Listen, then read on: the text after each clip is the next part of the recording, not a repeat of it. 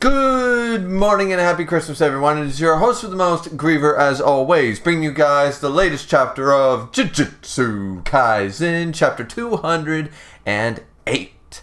Let's get underway with this one because, as you guys can tell, this is going to be a live reaction. And the reason being is that I was told by people who read spoilers and leaks. I'm not one of those people. I think that's not a great practice, and I don't fully understand how you can get the same level of enjoyment out of this series by, checking the spoilers first. But that being said, that's to person, and those same people who do read leaks and spoilers said that this is a live reaction chapter. This is something you need to react to. And I'm thinking, okay, well, let's look at what happened at the last chapter. It seemingly is the end of the fight. Kenjaku versus Choso and Yuki sort of mucked up a little bit there. Once again, I think those neck muscles are far too strong for, Geto's body, but regardless of that, let's just jump right in to chapter 208. This will be the live reaction, the last chapter right before Christmas here on the 23rd of December. So I hope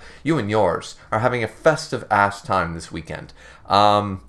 But yeah, let's just jump right into this one. Let's make sure all the audio and stuff is working. It seemingly is working. Okay, I had a problem recording yesterday with that. The audio wasn't taking. So, but it seemingly is working now. So let's go. First page. Direct hit from a mini Uzumaki, which I assume is not nearly as powerful because it's a condensed form. As I said before, usually there's two schools of thought when it comes to manga. Either the big fuck off one is more powerful, like the Spirit Bomb, for example. The bigger the Spirit Bomb, the more powerful it is, right? The more, energy it has.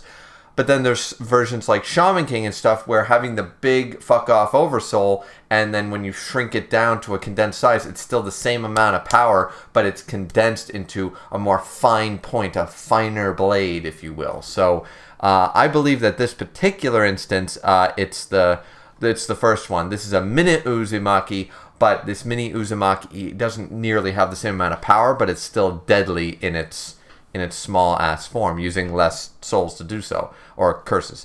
So a direct hit from a mini Uzumaki. Tsukumo, yells Choso from the ground, and there's a big gaping hole right through her. Now there was a joke about why she changed her outfit, and they said it's because blood. There was a joke thing that I saw. It's because she needed to expose her torso so we could see the devastation and the amount of blood, because white on black, right? So chapter 208, Star and Oil, part 4. Okay, so she's coughing up a lot of blood. She's backtracking. That wasn't to cover the cool down interval of the gravity technique. It was to hide the mini Uzumaki. The summoning the curse. I see. So he played it well. I won't give you time to recover, says Kenjaku as he goes forth. Let's see. Oh, we're jumping back to the past. It's a past shot. And we're at a bar, my favorite place to be. Aren't you a necessary part of Itadori Yuji's future? What do you mean? Asked Choso. Oh, so now Tengen's the bartender? My god, this is funny. Tengen's the bartender, and they're all like dressed up. He's in a suit. Choso's in a suit, looking fine. And Yuki's in a sleek-ass dress. I'm assuming that's Yuki. What do you mean? Just what I said, says Yuki. You can sacrifice yourself for your little brother's future, but is there really a point if you're not in that future? That's an interesting way to look at it. That is an interesting way to look at it. You sacrifice yourself for your brother's future, but if you're not in that future, it's called selflessness. He's absolutely selfless in the fact that Choso wants to make sure, as long as his brothers are happy and his brother has a future, his future, whether he's in it or not, is almost irrelevant to him. It's called just pure selflessness. But let's go. It is a good question, though. Tsukumo. Choso. Am I human? Sipping a martini. All right. I like that they keep seemingly, at first they were, in the tea house with the, the proper sit down where you kneel table stuff. And now they're in more of an American bar or like a James Bond-esque place. Like, all right, or European. It looks more European style with all the fanciness. Am I human? That's an excellent question coming from him. Thinking. When my little brothers incarnated, I realized their abnormal bodies meant humans would never accept them. The other two brothers, but Choso looks human. So this is the question. That's why I decided we should live as curses. That's why I killed people in Shibuya. I killed a lot of people. And it wasn't just people that I killed. The one who killed Eso and Kichizu was me. If I had chosen to live as a human back then, all quote unquote with curses and humans, my brothers wouldn't have had to kill each other. Why? Why then? Why did I choose the easy way out?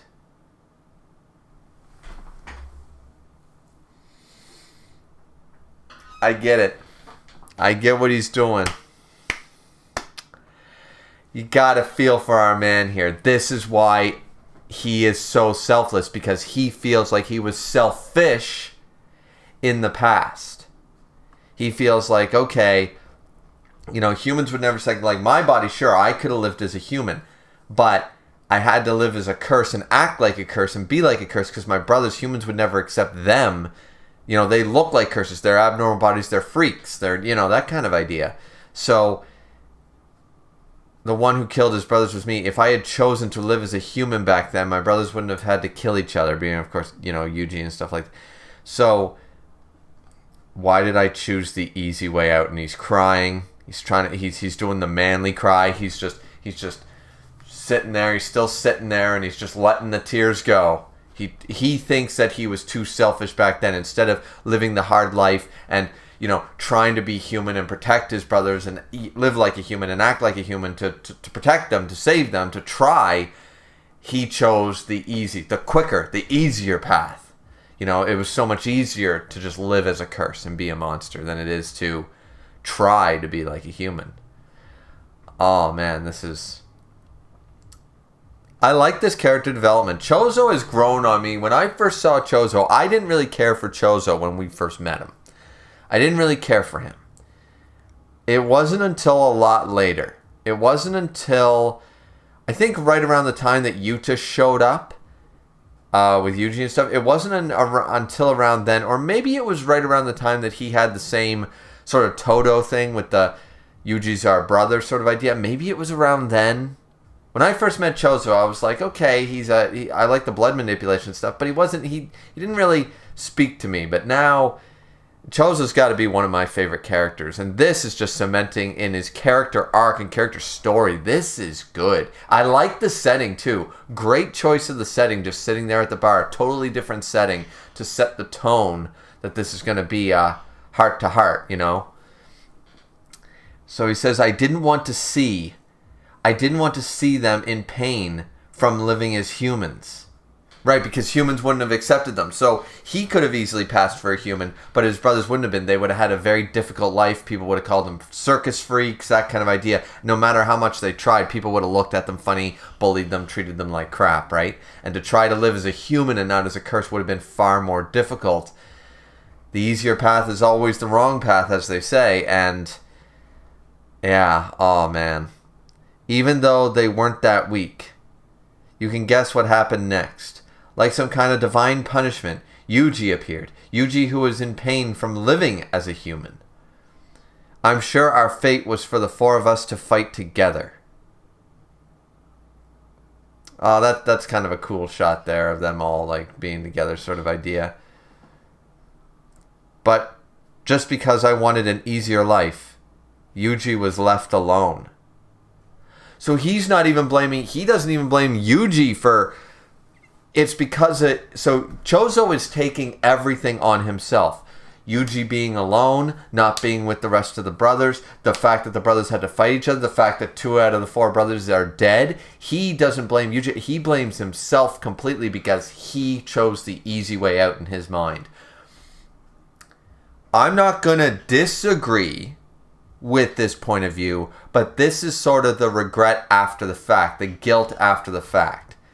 A great example of this is so many people, when they're down on their luck and finances, why didn't I buy Bitcoin back then? Why didn't I invest in Netflix? Why didn't I do this? If only I had done this. If only I had done that. Humans are built that way, to retroactively pretend like they have the same knowledge you have today as you did 5 years ago, and you made poor decisions. No, you made decisions based on what was happening at the present in the moment. You can't judge yourself for not knowing what you know later. And Choso is sort of blaming himself because of the end result. And he's feeling guilty. He's taking all the blame. Once again, he's not necessarily wrong, but he's also blaming himself far too much. He's taking as though everything that happened, without future sight knowledge, he's blaming every negative thing that happened because he made a decision at the time.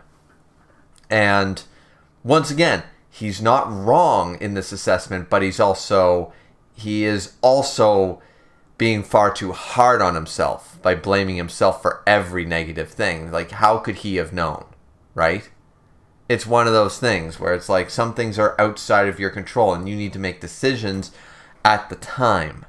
So, yeah, this is heavy. This is a heavy chapter. I like this I like this flashback a lot. Let's see what Yuki has to say about this. If you die... Now, I'm not the hugest fan of her hairstyle. I never like it when when they have really nice long hair, and instead of doing it up but letting hair still flow and do its natural thing, they bunch it all up. Even though they're very pretty styles, it's not what I like to see, But she's dressed very, very proper. The very, you put your hair up, you tie it up, you do the whole, the twists and the curls and all that stuff. Nice earrings though.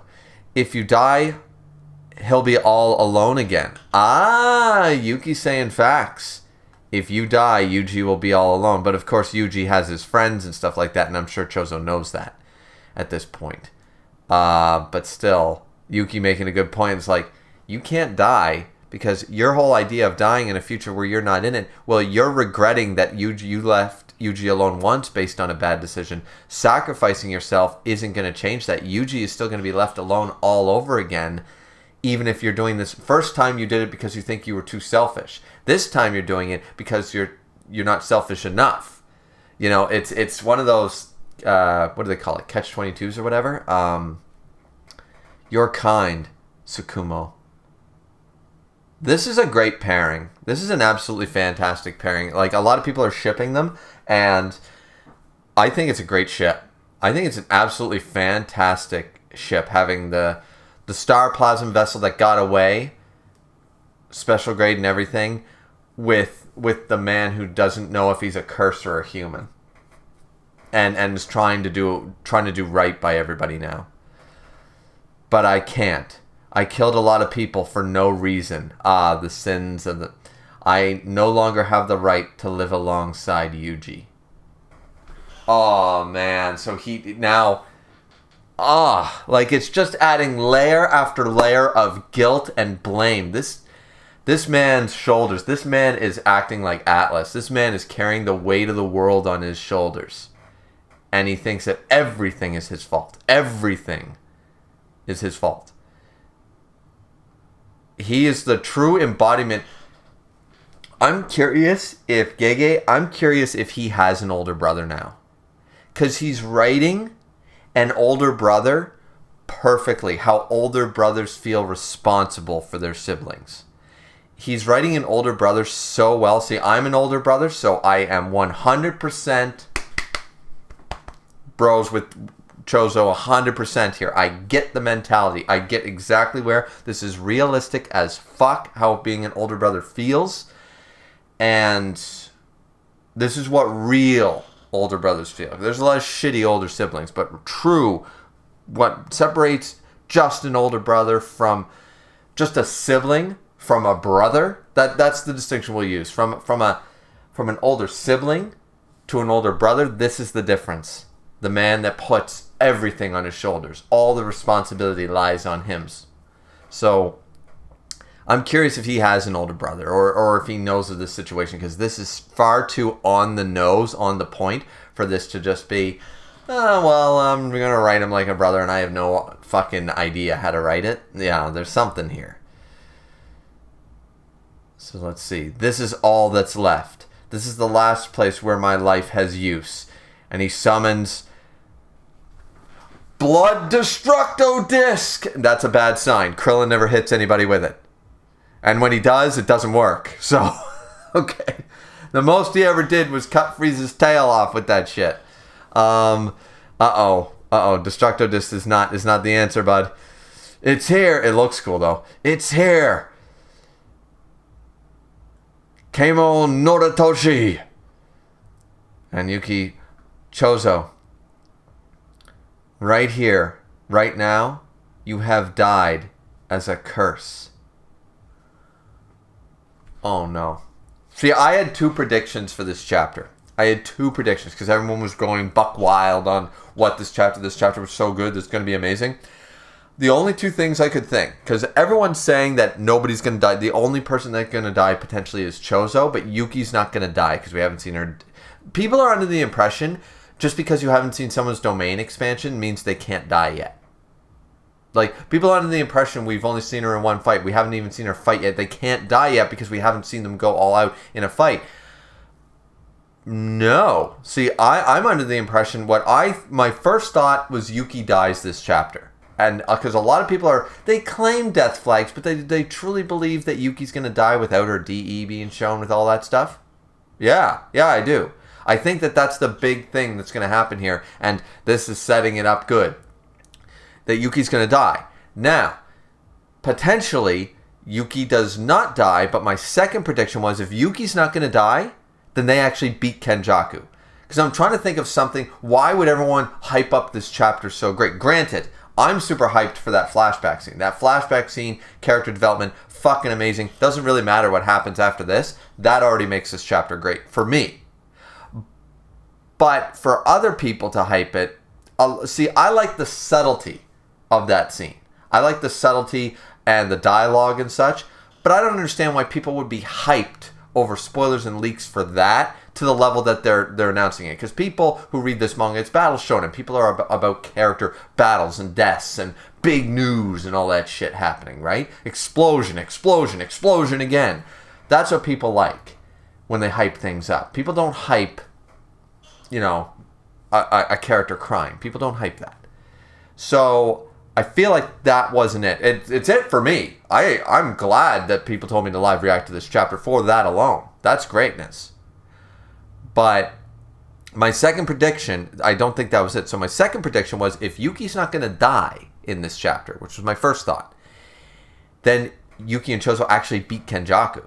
Because that would completely flip. Everyone's like, nah, they can't win. Everyone assumed they'd put up a great fight. And we'd see a great fight, but Kenjaku would come out on top. Everyone, even myself, assumed there's a chance, but it's so minuscule. I'll admit that. It would be a great flip on the head if, no, Kenjaku gets defeated here. Maybe imprisoned like Joker was halfway through the movie of The Dark Knight or something, by Tengen or something like that. They don't kill him, but they do defeat him in some way. He has to retreat, they imprison him for a while, and then it was, it was all part of my master plan to be caught by Tengen and lose that fight. Or something. Maybe, like later on in the arc, I don't know. I'm not sure, but those were my 2 predictions. We're going to see if either one comes true, or maybe there's a third thing that I'm not even thinking of that hyped everybody up. But this line right here, Choso, right here, right now, you have died as a curse, saying it's tough. So is she going to sacrifice herself for Choso? Because it's time for... Listen, we already spoiled the Mechamaru romance by having Mechamaru die, and now we finally have another great ship. We have another great fucking ship, and one of them's going to die. I mean, my heart can't take this so close to Christmas, guys. So... dying as a curse, meaning he can finally live as a human. He can let go of the regrets and stuff. The curse is who killed people, but now you're Choso the human. Let's see. So live on. Oh no. Tengen? Why? Sucking him in so he can't attack. Still, throw the damn disc. Once again, I told you, Destructo Disc never works. Destructo Disc has never worked. So live on. Tengen Y, this time as a human. And there goes. Choso is out of the barrier, is saved, and gravity comes in before Yuki's able to use reverse curse technique, I believe. And gravity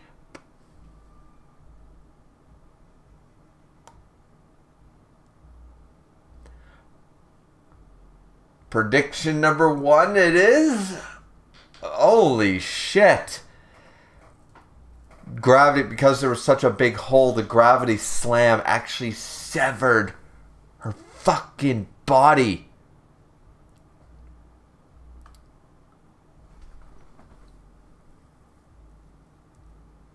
So Yuki did die. No DE shown. Broken ass technique. And now she's out of the...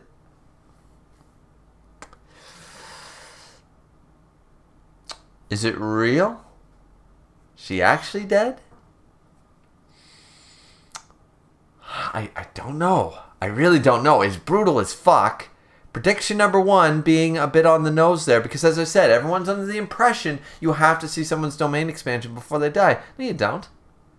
Why do you? You gotta subvert expectations once in a while, people. Let's go. So Kenjaku seemingly won there. And what are you doing now, says Kenjaku, looking at Yuki's body. Alright, so we're gonna talk to Yuki? Talking to Yuki? Or I don't think reverse curse technique can save her now. I'm betting it cannot. Tengen. And there's Tengen. Standing right facing Kenjaku. While Choso is gone, Tengen finally came out. And Kenjaku looks, starts laughing. What's so funny? What's with that face? Is that what you wish to look like? Almost as if... Oh, Sukuna, the 4 eyes. Is that what Tengen modeled herself after? Modeled herself after the fallen one? The Sukuna in his true form? You asked me what I'm doing. This is Tengen. And then... Grab... Oh, you're fucking kidding me. All I need to do is distract you. This is Tengen. Okay, so... Are we doing a Yamamoto Ganryosai Hado number 90 or some shit, or 89? I forget which one it was. 91. Gonna use a Hado on him. Gonna blow his leg off. How is she alive? How are you still living? All I need to do is distract you. Go die as a human, says Kenjaku. He's not seemingly worried, but let's see. She grabbed onto him. Wait a minute. What about Bumbai? Wouldn't she be able to... But no, gravity... What's she doing? And then... Boom. Alright, something's happening. He's like being... It's like... I don't even... It's like speed lines like crazy, but it's a mess. I have no fucking idea what's going on. What? Says Kenjaku. The mass adjusted by Bumbai doesn't affect me. But only up to a certain density. Doesn't affect me, but only up to a certain density? And now she's what? She's adding the density? Density. If there's no limit to the amount of mass Bumbai can add, no way. A black hole? So I forget who predicted it. There was a lot of information in that chapter when Bumbai was explained about virtual mass versus real mass. And people, I heard some people bring up that could she create a black hole with this? I heard, so she can create a fucking, her technique's broken. Fuck your idle transfiguration. This technique is where it's at.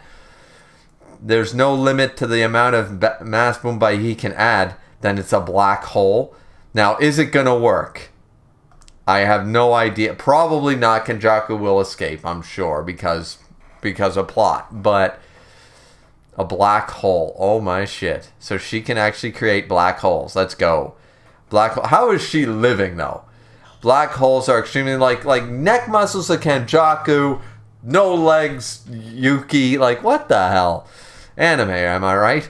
Black holes are extremely dense and their gravity is so strong that not even light, much less matter, can escape. It is said you could create one by compressing the entire Earth to a diameter of 2 centimeters. Damn. That's more than 2 centimeters, by the way. And boom. Is she using her body as the black hole now? Let's see. It's all I see is blood and a mess and Kenjaku being pulled in, seemingly. You control gravity, but aren't you thinking too small? What shit talking is this? Gravity, mass, time. It all boils down to... What does it boil down to? Crush, crush, crush. The whole place is being sucked. Boom. Alright. Don't tell... There's no fucking way he escaped this. Unless he used his fourth... Let me guess. He has Furioku nullification or something like Shaman King. He's got some sort of cancel out techniques thing. That's his fourth surprising technique or something. Because how the fuck is he going to escape this? He's not fucking Acacia. So... He's not Neo. Let's see. So, that black hole is massive. And sucked in everything around it. Light shining through. The destruction.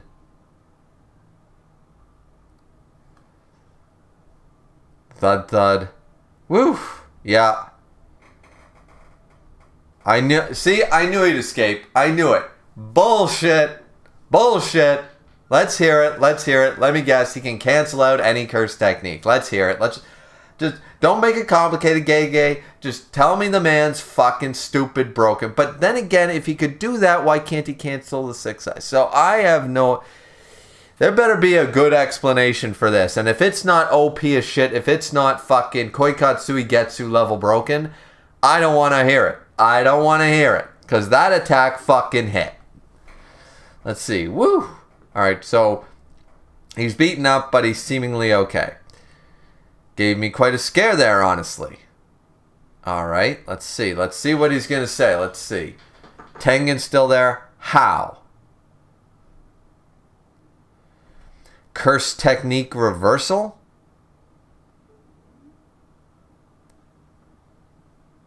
No, that shouldn't have worked. Nah. Yeah, see, he's saying no. The gravity from before was actually the technique reversal. Wait, so adding gravity is the reverse? So he takes gravity away? Is the actual technique? The curse technique engraved on Itadori Kaori was actually anti-gravity system. Okay. So... And there's a note saying it's a mechanism. So adding gravity is curse technique reversal. So he takes gravity away. Taking away gravity shouldn't stop a fucking black hole, though. Why would taking away gravity affect a black hole?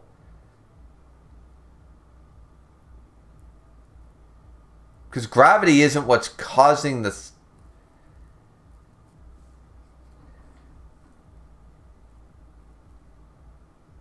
Does it?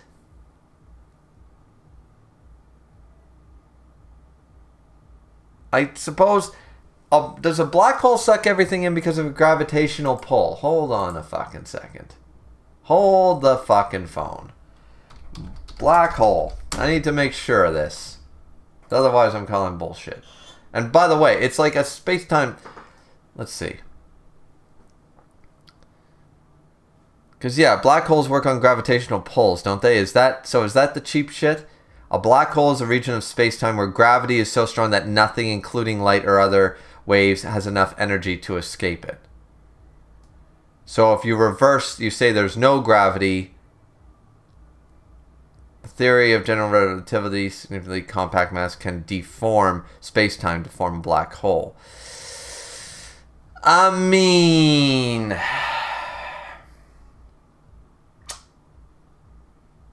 then that is the most set up. Oh, I don't know if it works. I asked for an explanation and it works. But this just means this was the poorest fucking matchup possible for Yuki. Anybody else?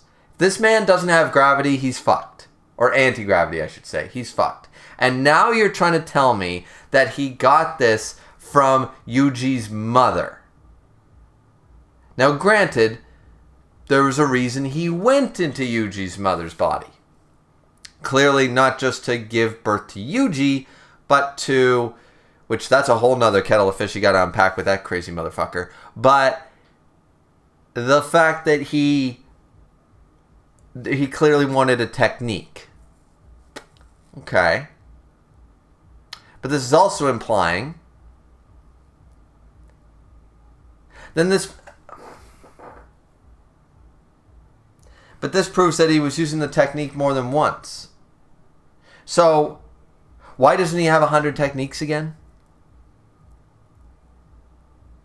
I'm curious now. Now, see, this is making me think. Okay, so the worst possible type matchup ever. Like 4 times weakness Pokemon type style that was against Yuki. So this was set up to fail from the get-go. Okay.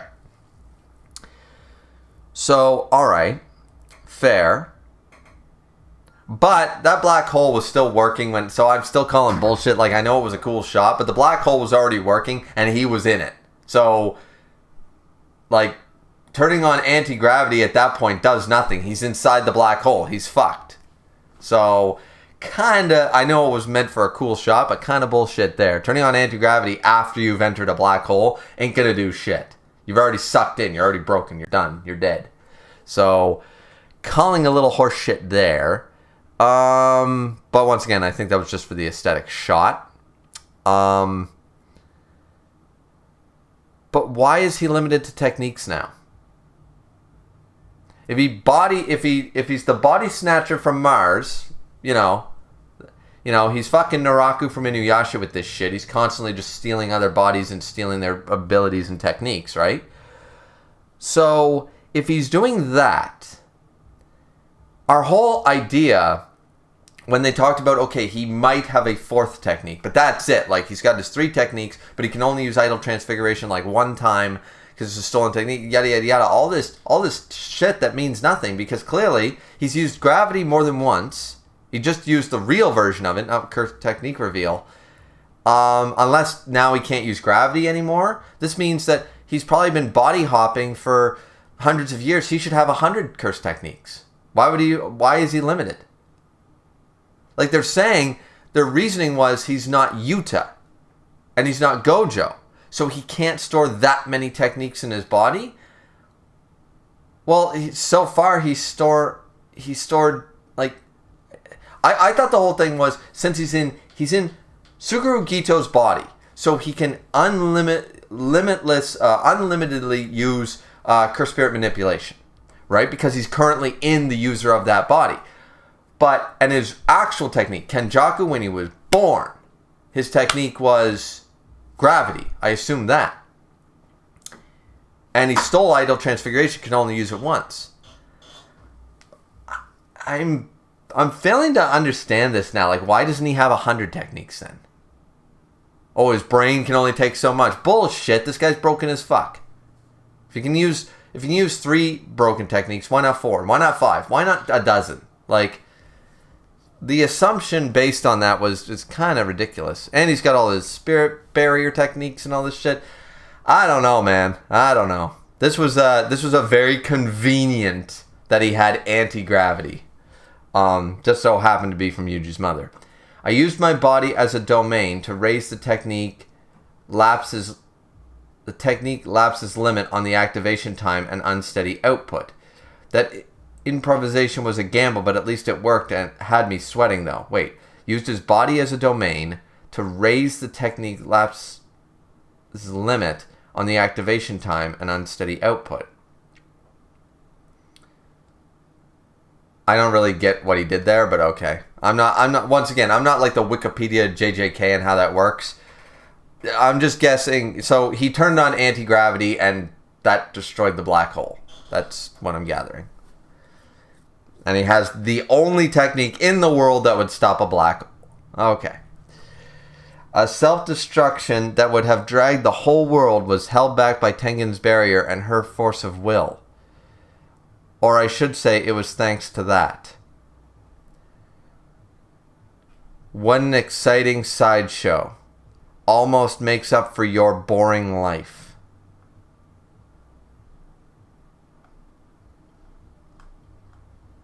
And there's... So, he's walking away and Tengen is seemingly... Farewell, my friend. In the hands of a one-time friend, Tengen falls. And there's Tengen, of course, inside a womb shape,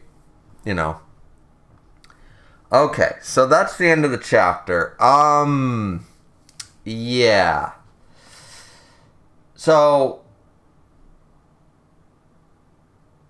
let's see. As I said, this is going to be a super long reaction. Yeah, so very convenient that he had the one technique to stop a black hole. And he was able to override it. Like, I still don't fully understand why. I mean, he's Kenjaku. I guess the reason is he's Kenjaku. It's going to be like, it's Urza.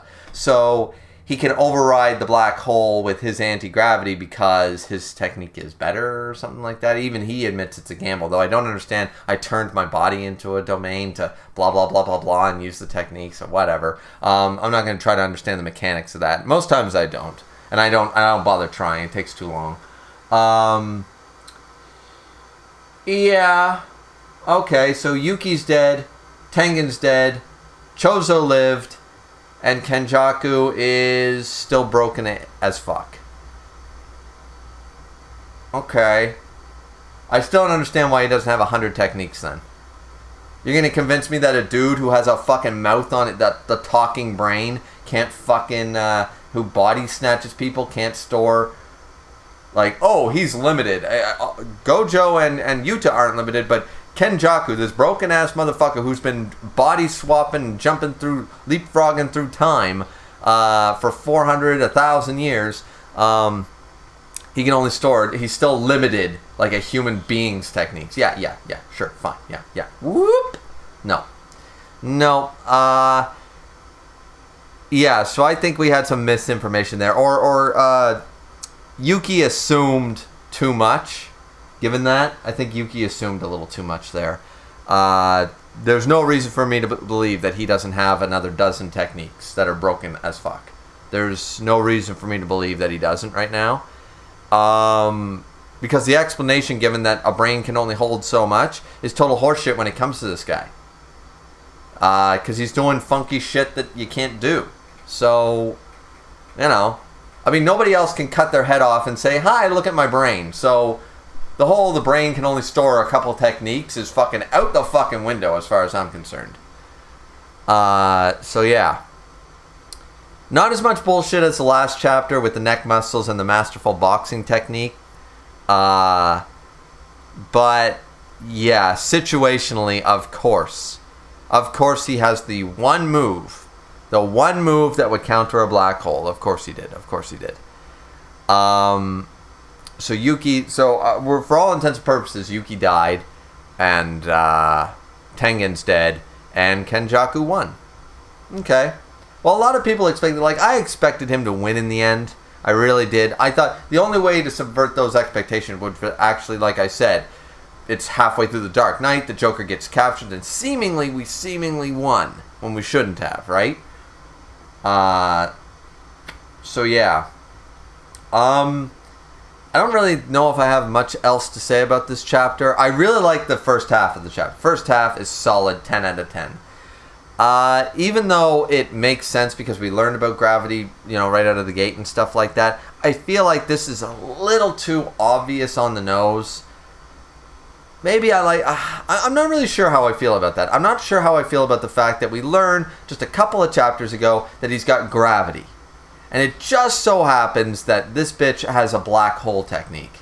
The one thing that can stop a black hole is anti-gravity. And he just happens to have anti-gravity. Just a little too coincidental for me right now. I don't think that it's necessarily bad. I just think it's heavy on the coincidences right now. I see why people wanted me to react to this chapter. I'm sure Misk is going to react to the chapter as well. Yeah, I don't know if I have much else to say. I still like the chapter. I'm glad this fight's over. I've really had enough of Kenjaku right now. I like the Choso stuff, and with Yuki dead, never liked Tengen to begin with. Ever since Hidden Inventory, hated that bitch. So I like that Choso's alive. It's sad that Yuki's dead. I'm glad that we didn't see her DE, because that is, once again, that part is subverting expectation. People assume, no, we got to see her DE before she dies. No, you don't. You don't. So, yeah. I don't know. What do you guys think? What do you guys think of this chapter? I still think it's a solid chapter. As I said, the first half, 10 out of 10. No question. Not really crazy about the coincidental, the one thing to stop a black hole. And by the way, once again, he was caught up in that bitch. He was already dead before he could turn on anti-gravity. Turning his body into domain bullshit. What the fuck is that? I don't even know what that means. So, other than that, it's a pretty solid chapter. Good chapter right before Christmas. I would say that this is a great, right before Christmas, we get a chapter of this scale. I think that's pretty Merry Christmas to us, right? But yeah, that's all I have to say about that. I think it was really good. I love the Choso stuff. I really do. So anyway, this review is going to be an hour if I don't stop, or the reaction is going to be an hour if I don't stop. So, but this is what you guys wanted, right? You wanted me to react because you knew I would fucking take so long and we'd be talking all about this shit. So you knew it wasn't going to be no 20-minute reaction. So, anyways, yeah. So what did you guys think? Let me know. Happy Christmas to everyone. And, of course, to you and yours, festivities galore, all that stuff. I hope you have a great weekend of good food, good drink, all that fun jazz, good friends, family, yada, yada, yada. Hopefully you get a present. I don't know. However you celebrate, I just hope you have a fun time doing it. And we'll see you guys back here next time for more Jujutsu Kaisen, Chapter 209. I guess we're going to be moving on from Star and Oil because, well, the star part's dead. So yeah, and Tengen's dead. So I think we really are into the final stages now. I think we really are into the final stages of this series almost. It's starting to feel like, okay, main villain accomplished everything he wanted to do. Now he's going to create that ultimate centipede curse thingy, take over the world, and our main characters are going to have to stop him. So yeah, it is feeling like sort of final arc-ish sort of idea. Yeah, anyways, that's it from me. Once again, like, comment, and subscribe. Merry Christmas. Happy New Year. All that fun jazz from me, your host with the most, Griever, as always. And we'll see you guys back here next time for Chapter 209, Jujutsu Kaisen. Hope you guys have a great one. See you next time. Bye-bye.